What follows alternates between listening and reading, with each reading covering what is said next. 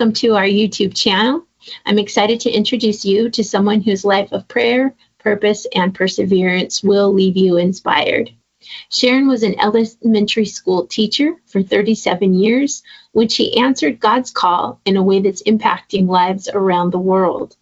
From packing Operation Christmas Child shoeboxes to drilling wells and building a school in Tanzania. If you've ever wondered at this stage in life, if you're getting ready to retire, you've already retired, is there anything I can do to serve the kingdom of God? Or if you're wondering if one person really makes a difference, this is for you. Welcome. And I just love for you to tell our audience your background, how you got into Operation Christmas Child, and maybe a snippet from your testimony. Okay, well, thank you for having me today. My name is Sharon, and I'm recently retired. I have grown up in a church. I became a Christian when I was in high school. Made professions of faith before then, but that's when I became a Christian. And, I've always been at a church. We raised our girls in a church. And the first time that I packed shoeboxes, it had to have been back around 1993 when they first started the shoeboxes, because we were still in East Texas and the girls were small. As a matter of fact, in 1993, my youngest one wasn't even born yet. But I remember at some point there, we packed a shoebox for church. Did we really understand what it was? No, we didn't. We just knew we were participating in a good activity for the church. And I really only remember doing it maybe once, maybe twice. But a few years ago, I met a lady through school, and there was like 4 of us that became close friends that were all librarians. And we all, just kind of hung out. And she was very active with OCC at her church. And so it started with, come on, let's go shopping. Let's go see what we can find for OCC. So that's what started it. So even before I became really active in packing boxes, I was helping her get stuff for her boxes and, just doing it for their church. And, the 4 of us really just had fun doing it. And we still do it together. 3 of us now go to the same church and we pack shoeboxes together. The 3 of us that go to the same church are also retired. The other one is still working, but we do not leave her out. She's a little bit younger than we are. And, we always include her. And in the summertime, she comes and she helps us. But at OCC, at my church, we're unlike some others, because some people don't start packing and they let families pack in October. And we do that too. But we work all year round. So we take December and January off, but then by February, our group is ready to come back. And we started with probably 3 or 4 people a few years ago, and we're up to 20. If we don't have 20 on a Tuesday morning, it's very seldom that happens. But we have younger people, especially in the summer, and we have older people. And then in addition to that, we have a special needs group that comes in sometimes to help work. And then we also have a nursing home that we take things to. So it's kind of became a ministry all on its own. But everybody looks forward to that just because, we all get to sit down and talk and, we're doing something while we're talking. So we're really working on packing all year long. That's wonderful. And I do find that one thing about this ministry is it has so many outcroppings or spider webs of different ways that it impacts people on both sides of the equation, things that we will never see, whether it's the fellowship, the ministering to other people, like through the elderly. It's just amazing how it really touches everybody that it touches. But isn't that like God, right? Everybody he touches well. So you had mentioned to me that part of the reason that you sort of kind of got a passion for OCC in that year that you packed 50 shoe boxes was because you lost both of your parents within 24 hours. Can you tell us a little bit about that?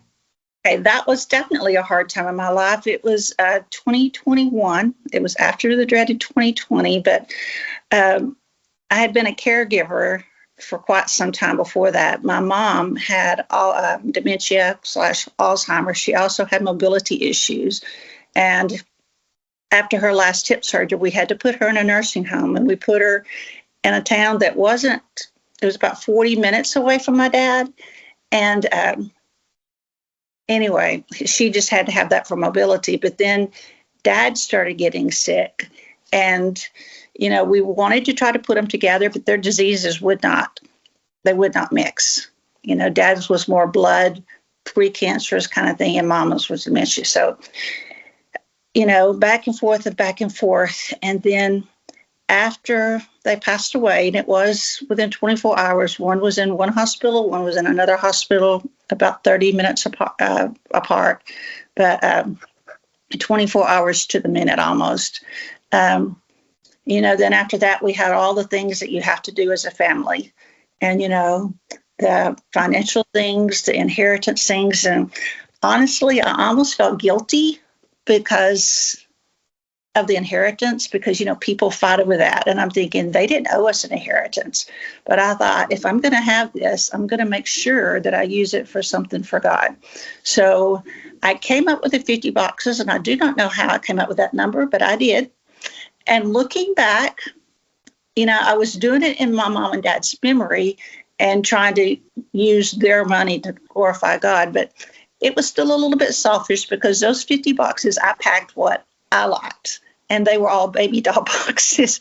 Either that or the other ones there was 25 baby doll ones. And there was 25 with tutus and, the little crowns and all that cute little stuff, because, I had 2 girls too. So, there was my 50 boxes. And I promise you, I did not want to. It was my first time to pack them as real. I did it when the girls were little. But I was looking at the church that I was following, and my friend was telling me, you can put this and this and this and this and this. She named all these things. Well, in that box, I had a regular sized baby doll. I had a baby bottle for that baby doll. I included a cup and a bowl because they needed both. I think I even had a fork and a spoon. I had hair bows, ribbon dancers. I had a ball because everybody needs a ball, is what they told me. And she was like, I don't think I meant for you to put every single thing in there, but I did because I wanted them to be as good as the ones at the church. But that was my first go round with the shoe boxes. And I did get them all packed. And probably by the time that year was over, I had even joined this other church. So then I was helping them pack. And our church packs a lot of boxes. So, wow, that's wonderful. That's wonderful. You got a lot of participation from the parishioners, or is it the church leadership that gets behind it? Our church is very small, so it's on donations. Like, people donate the things. This year, the church office did buy the shoe boxes for us. Okay. Every little bit helps. Yes, it does. It's expensive for sure. So here and yesterday we were like, okay, we still need this and we need this. So people were trying to scramble up, trying to get what we still needed left. So it all comes together though, right? I mean, it's amazing. It's amazing. So you also mentioned that you were an elementary school teacher for 37 years. And yes. You basically felt like the Lord wanted you to retire. You heard his call on your life. And you said that you fasted for 40 days. Is that right? Or prayed for 40 days? I prayed for 40 days. I prayed for 40 days. Okay. But yes, because people had been asking me, and I could have had the years to retire 7 years before I did, but I didn't feel old and I didn't feel used up and I wasn't stuck in the mud. I just said, I'll know when it's time, but I didn't technically know, but I had a principal just a little bit younger than I was. And he said, Sharon, he says, you can keep on doing it as long as you want. He said, don't call. Sorry. Oh, but you've got things that you can do. You've got more to life than just school. And I thought, that's all I've ever done. But I used Mark Batterson's book, Draw the Circle, and I had done it before at a church. And I was basically praying for wisdom. And I drew a circle, number one, about retirement. Is it time for me to retire? Is this what I'm supposed to do? And number two is, what am I going to do next? Because, I can't just sit and do nothing. That's just not me. And then The third thing is that inheritance money that I told you about, that in my retirement and my husband's business, because he's a realtor, but he's also gone through some health issues. And I'm thinking, is all that going to work together? And, I just really prayed about that. And for the first two circles about retirement and what to do next, I promise you, they just fell into place because I was reading, and it was Joshua and Caleb and the 10 other spies that went into the promised land. The 10 came back, oh, they're giants, we can't do this. And Joshua and Caleb are like, they're big, but God's with us, we can handle this. So it was basically a choice. Am I going to be like Joshua and Caleb, who are brave, or am I going to be like the 10 that were, just genuine chickens? And fear is probably my biggest sin, if you could have a biggest sin. I know they're all the same in God's eyes, but fear is. But I thought, I don't want to be like them. So that was my answer. And I promise you, OCC just rolled into my lap, because I went, from packing boxes, and I was working with that group at church. And then my friend who got me into packing boxes to begin with, she started on me about the area team. So, I became a member of the area team, and I stepped out of my comfort zone a little bit because I am a church relations person. So I'm having to go into churches cold turkey and ask them. And, I'm pretty much an introvert, so that's really pushing it. But, it's just amazing what God can do. And then for that third thing with the inheritance and the retirement is, do we have enough? God's like, are you going to trust me or not? Right. I mean, I doesn't talk in an audible voice, but this was probably a year or so after retirement. I was kind of fretting about something in the middle of the night. And it was just like inside, it was like, are you going to trust me or not? What you going to do? So, and it is a step. I had a similar situation. I had a job that I worked for 20 years, a great company, great job. I loved it, excellent pay. And the Lord impressed upon me to leave. And I fought it for about a year because I wasn't even sure it was him, but I had no peace until I made that decision. And it turned out to be such a wonderful decision. So it is fascinating. It was a step off a cliff, but God, he put his hand out there, and we're riding a different train now, and it's a lot of fun, and it's challenging, and we're growing, my husband and I. So I understand that path pretty well myself. Mm-hmm. Now, you also mentioned that you are working with another guy in rural Tanzania to do mission. Help me tell our audience what's going on in Tanzania. Okay. So it all goes back to that inheritance money that I was feeling guilty about. My pastor said something about they were building a classroom and they needed this. And I thought, okay, and my mom and dad basically built a classroom in Tanzania.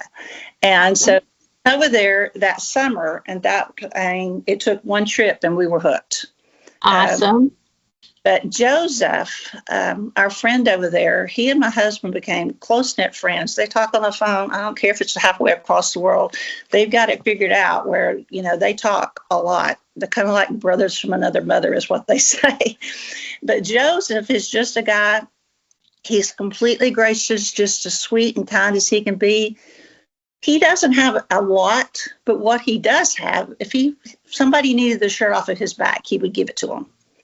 But that first time we went to Tanzania, we went to an orphanage. And at the orphanage, I was prepared because, there was an American kitchen separate from the orphanage because they were, the Americans cooked their American food. And I was worried that because I'd heard tales that some kids only get to eat once a day.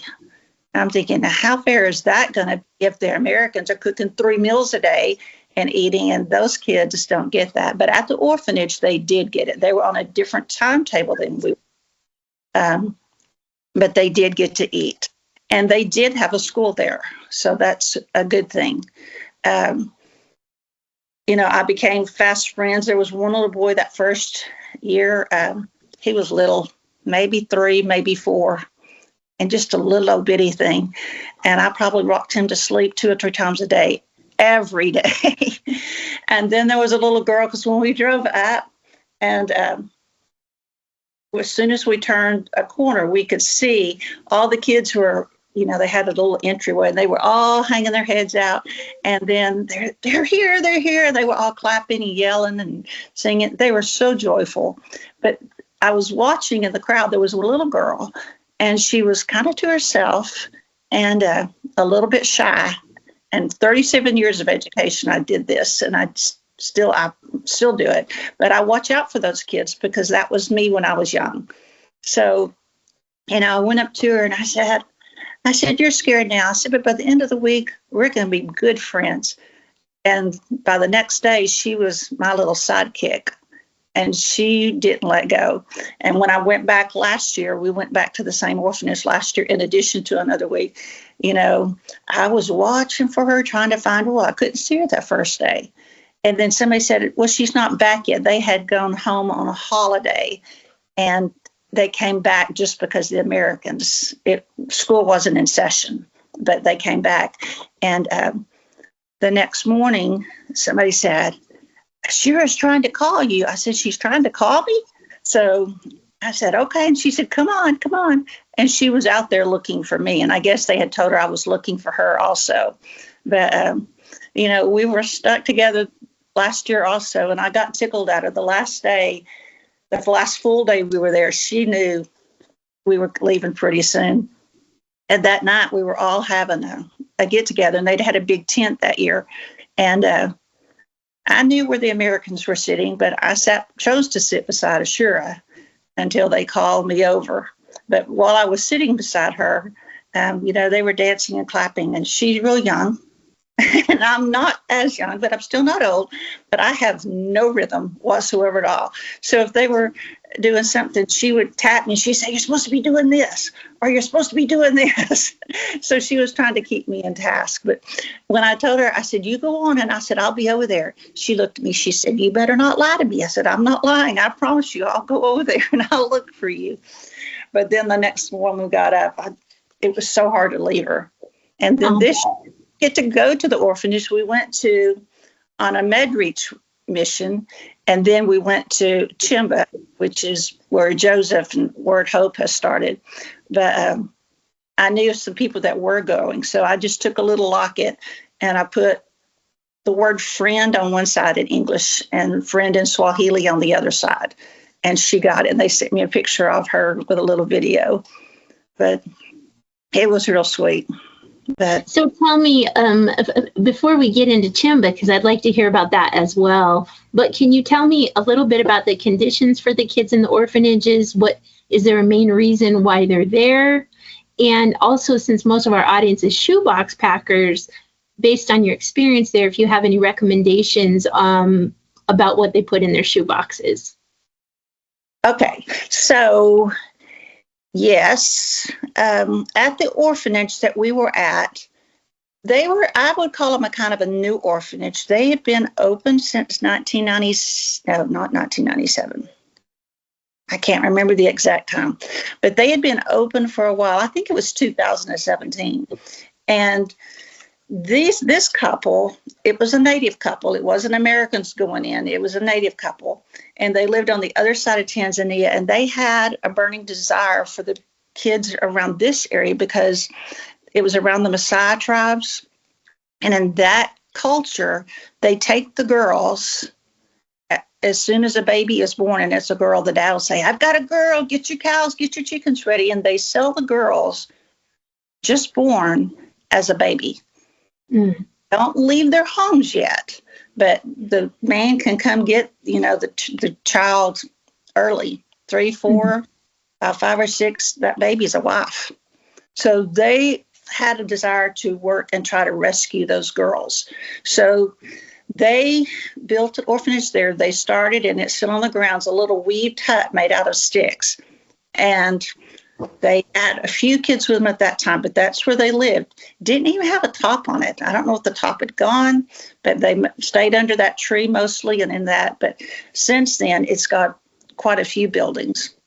Okay. And there's 2 churches, and then our church came in and tried to help them. And now there's a charity here in Mansfield, which is right next to Arlington, that helps to support them also. But they did have running water. The people in the villages around them could come use their water also, which is a big deal because, if they didn't do that, they just didn't have water, or they would have to walk forever to get it. But at the orphanage, they had it.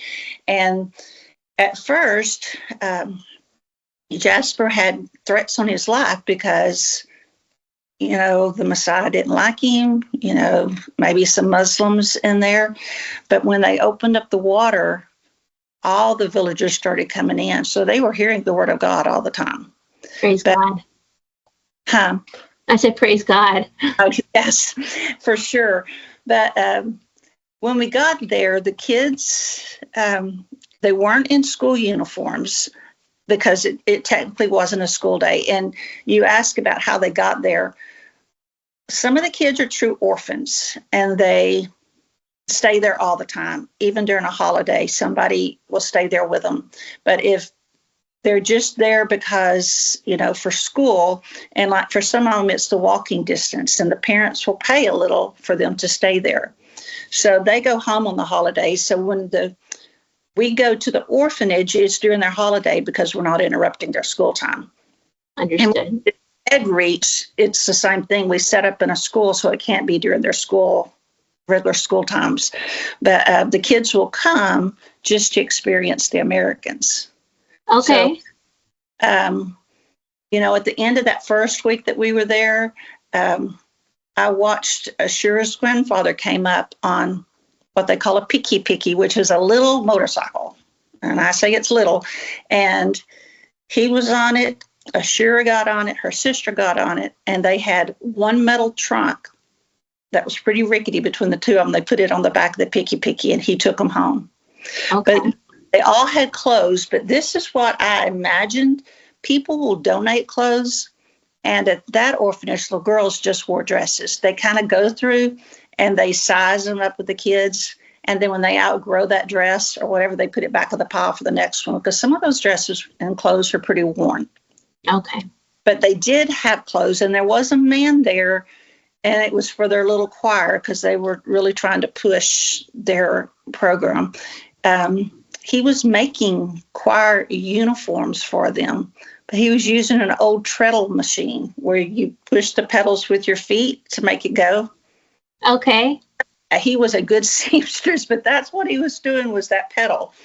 But, so they don't, I'm assuming they don't have any electricity then there. No, but where Gotcha. that orphanage is located, they are building 2 reserves on each side of them for animals, and electricity poles are going up. So it's coming to that area.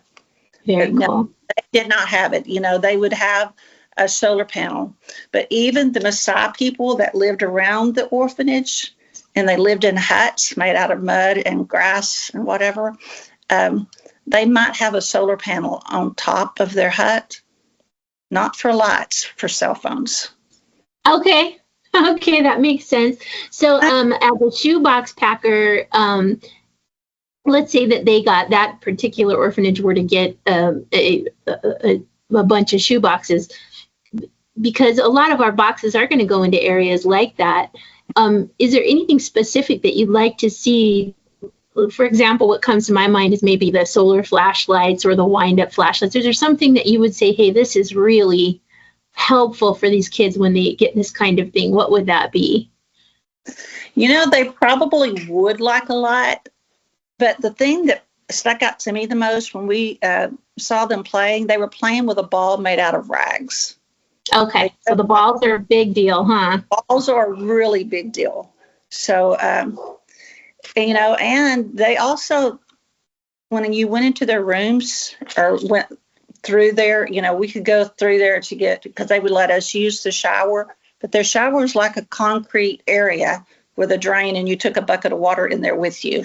But Okay. I could walk past the girls' rooms anyway, and there's nothing. I mean, they have a bed, but their bed, is just a plain bed. And we would leave our, if we had a cot, then we would have a mattress to go on top of it. I'm talking about a foam mattress like might be in a chair. And we would leave for them because we couldn't save it till the next year. But that's the kind of mattress they had. So they did have a sheet or something on it. But the kids didn't have toys. Okay. That first year, my husband's work sent a mascot. They have a little orange dog mascot. And the littlest girls passed the mascot around. So anything that's stuffed and love, that they can love and hug. But, things outside, they love cards. They love to play with cards. But I would say balls, dolls, stuffed animals, the things that they're always saying. And those things are true. Things that we think of, because, they say, we don't have anything left for our older boy. Well, the older boy would love a stuffed animal just as much as their own because they've never had it. Yeah, that makes sense. A 12-year-old there is not the same as a 12-year-old here. Ours are hooked to all the Game Boys and all that kind of stuff. They don't know those things. Right. So they're just happy. They're very pleased with a toy of any kind.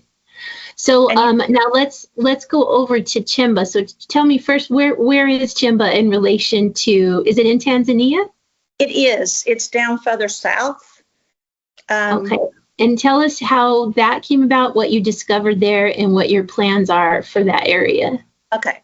So our friend Joseph, he found out about the land first, and there was 100 acres up for sale, and he was telling my husband about it.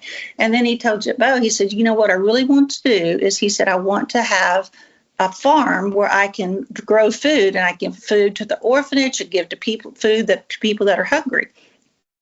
So he found out about this land. So he and Bo worked on it, and we managed to gather up the money to make an offer. They accepted our offer, the seller did, over a higher offer. But it's because we were Christians, and, they didn't want other things, they didn't want other religions infiltrating that area, or didn't want it taken over. They were already there. They didn't want to take it over. So we got the land. Well, the next thing, those ladies were walking 16 miles a day to get water. Wow. You got to think that's all they're doing. Yes. So, that was a big deal. That was what we had to do first. Even to do it for the farm, we had to get water there. But we told them when we got the water for the farm, got the well for the farm, anyone was welcome to come get the water. Well, the well was drilled last fall. The guy that drilled it said it was the cleanest water, the purest water they've seen in a long time. And God just provided that water. I'll tell you something. This is not in Chimba. This is actually close to the orphanage, if you can see that. You see that little boy? I can't make it out. I'm sorry. Okay. Well, now I see it. Yeah. Now I see the little boy bending down in front of the cows, right? Yeah. Okay. Yeah. That is a watering hole. And you've read and heard about watering holes. Right before we got to the watering hole, there were some elephants there. And the kids had come back and talked about it. So my friend and I said, we want to go see the elephants because a herd of elephants is a big deal to Texans. And by the time we got there, the elephants were gone. The cows were there. Okay. And they were all in the water drinking. This little boy walks into the water. He scoops down, grabs a handful of water, and drinks it. Oh, okay. So yes. Well, they're badly needed. Water is a huge deal, because even when they're walking, they're drinking dirty water. So There's where the well came in. So the well started first, and Joseph officially named it Word Hope because he wanted the people to have hope. Well, it turns out that this area is in a land where some of his relatives or some of his tribe live around it, but his tribe is the Burungi tribe. They're a real peaceful tribe, and other more aggressive tribes had just kind of scooted them out and disintegrated. They just were scattered. But the day that we celebrated the well, which we went at the end of this last trip, we celebrated it, and all these people came back together, and they had a queen. But now when I say a queen, it's not like the Queen of England or somebody like that. It's the oldest living member of that tribe. Okay. And she's 104. Oh, wow. And yeah. But my husband's, he had met her, he went before we did, so he had already met her, but she was at this, and they bought her new clothes, and she got out of the car, and everybody was just, it's just a big celebration because they had hope because they were all together, and this well had been dug, and the Americans were there, and they were excited about that. So for them, it was a wonderful day, and it was for us too. But the Americans were at a level of exhaustion. We had just finished the Med Reach camp, and we had gotten up at 4:00 that morning, and so it was supposed to be a short celebration. Well, it was a very long celebration, so we were really tired, but it was, the specialness for us probably came a day later, but for them, they wanted to share all parts of their life with us. They wanted us to see and experience their culture. So where they got these costumes, I'm not sure. Where they kept them, I do not know, because they lived in huts, and I'm talking a hut, I'm talking sticks and mud. And I think back to Little House on the Prairie days, they didn't have much either, but they had their Sunday dress and they had their school clothes. And that's pretty much what these people had. I just don't know how they kept their nice clothes clean. Okay. Yeah. I'd heard that. I actually heard a testimony of a young lady at Compassion International who talked about that when it rained, so they wear their clothes and then they sleep on their clothes. They don't have blankets, is what she said. And their floors are either mud or a hardened dung.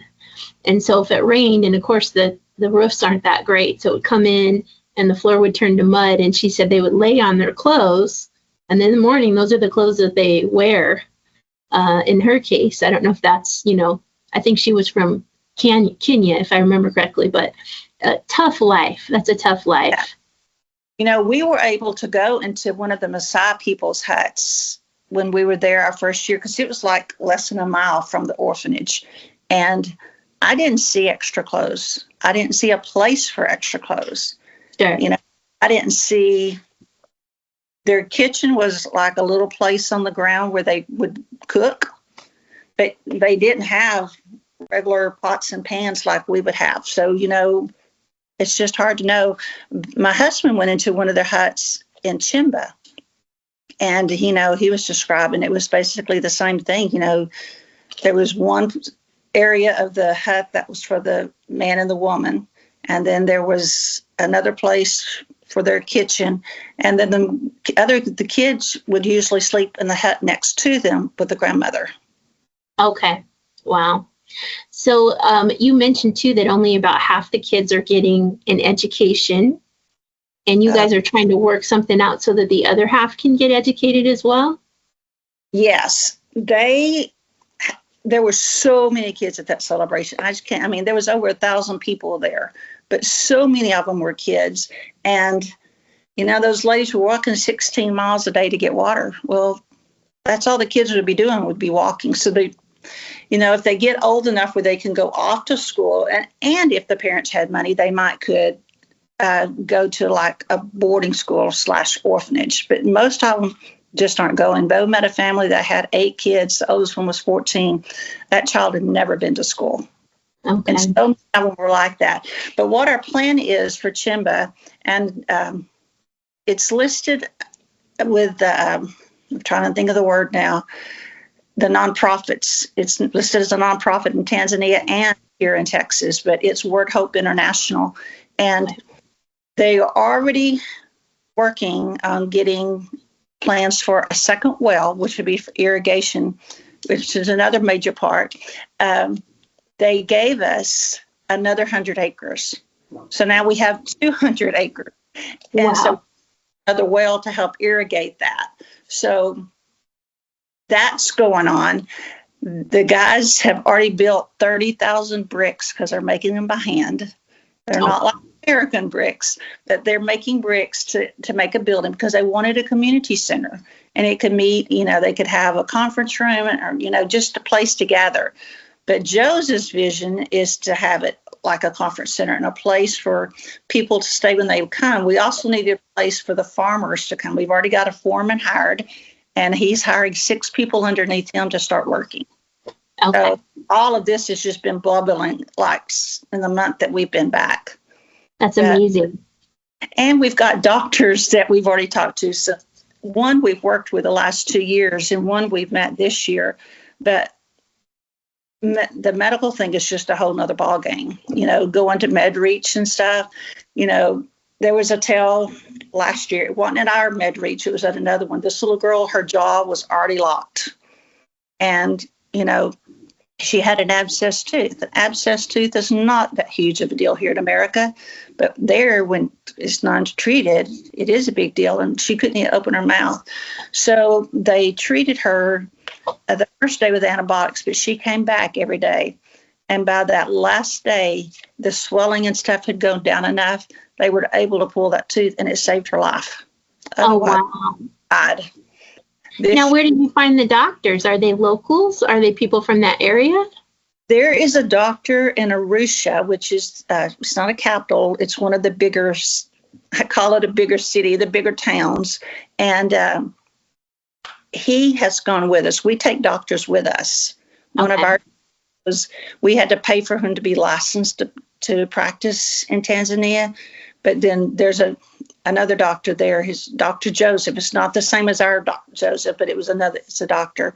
And he has agreed, once we get this building done, and the plan is to get the building done, and it will have a clinic, and these doctors will come, each one will come, they'll both be there within 2 times in a month. One of them will be there 1 month, 1 week, and then 2 weeks later, the other one will be there. So they have some kind of medical care.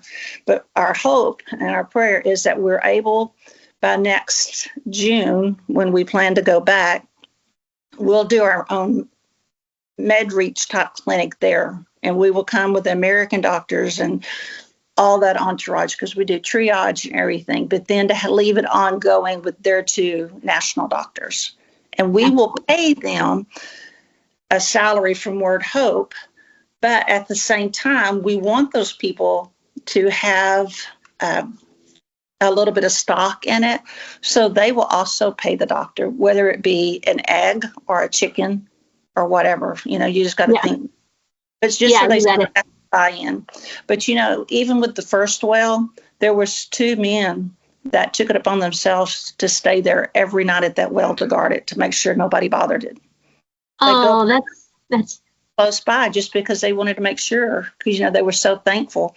But they gave us that extra 100 acres because they told my husband, he said, we know that you're keeping your word. You said you were going to give it well. We thought it would take 3 or 4 years, and you had it built within the year. So we know that we can trust you. So that's why they chose to give that extra 100. But at the well, a friend of ours, she donated money, and she asked if the well could be named after her sister who had just passed away. And she was an international artist, and she had gone into different places. So the well is named Joanna Well. And anyway, you just have to think that it was Joanna Arnett. I mean, you can Google her and her artwork would come up, but she would be so happy to have kids around her. They were all over we had a little monument thing. The kids were hanging all over, and that would have made Joanna's day. Well, and that brings up another question, because you said you have daughters, and what you guys are doing, what kind of a legacy do you think? The Bible says a wise man leaves a heritage for his children's children. And this is the kind of heritage that a believer wants to leave. It's much more important than money. So tell us, how do you see this impacting your own kids and your own legacy? As far back as I can remember, my 2 girls, when they were little, I've always tried to make sure that they watched out for the underdog, that they were kind. Sometimes other parents kind of ridiculed me because, it's not okay to go sit down at a table and then somebody comes beside you and get up because you didn't want them to. You always look out for other people, and you're always kind regardless. And both of my girls are kind. I have one that teaches kindergarten, and another one that she did work with a nonprofit. She's working with Children's Miracle Network at a hospital now, but they're both just as kind as they can be. Victoria, the older one, if she sees somebody in need, I mean, she's given stuff to people right there in Target because she saw something, that they needed. And Becca's the same way, her professor at school said, you don't need to go the nonprofit way. You need to do this because you'll make more money. But that's not where her heart was. She wanted to be able to help people. And now Victoria, she's married, and I can see she and her husband going on mission trips. He's on staff at a church, and they've been wanting him to come to Tanzania. But they wanted him to come at Easter time, and that's kind of a hard time to get off. Yeah, that's like the Super Bowl for a church, right? That's our big Easter, Mother's Day, and Christmas were our playoff days. So very, very good. Global pastor now, so they would go, and Victoria would go in a heartbeat to Tanzania. Becca, she believes her way is here in America. Sure. Because there's missions here. So, yeah. So one of the things we'll do on this post, I'd love if you have any images that you'd like us to add. We can put that in there. I'm sure our viewers would love to see any pictures that you might be willing to share. And I'll put a link in the description box so that if anyone wants to make any donations to your ministry, they can do that. And what was the other thing I was just thinking of? I'm sorry, my mind went blank. But yeah, we can at least show the audience, what's really happening. Some pictures would be really great. Okay. And give them an opportunity to donate if they choose to do so. And is there any parting words you would have, or anything that you would want to communicate to? Like most of these are shoebox packers, and I would say the vast majority are Christians that are going to watch this. Any words of wisdom? If you're thinking about retirement, I would say pray about it and find something to do. My daddy told me that once. You've always got to have something to do. And pray and ask God. Ask him for wisdom. But don't be afraid. And, if one person, like one of mine, I packed 50 boxes. But if you don't pack 50 boxes, if you pack one box, that's just as good. Because there's a story about the starfish where the young boy was out at the beach, and he was picking up the starfish that the tide had brought in. He was picking them up and throwing them back out in the water. And this man said, "Why are you doing that? You can't save all these." He says, "Nope, but I just made a difference for that one." And he threw it in. So everyone that you do, you're reaching some kid. And my big thing with the shoebox is that's just becoming more and more real. It's not the shoebox is important. The toys are important. Whatever you put in that box is important. But that box is a messenger. It's like a carrier pigeon. It carries the message, and that message is the love of Jesus. That's right. And so, I know what the other thing I was going to mention to you is I'm going to send you, so you guys are going back to Tanzania in June. If you would like, I can send you, a half a dozen soccer balls with pumps, if you can fit them in your suitcase that you can take with you. That you can hand out to the kids in the orphanage, and that way they have a ball that's not a rag ball. That might be nice. So I am truly grateful for your time today. I loved hearing about what you guys are doing. I love the people of God because they just keep giving. They give and give, and that's the heart of our Savior.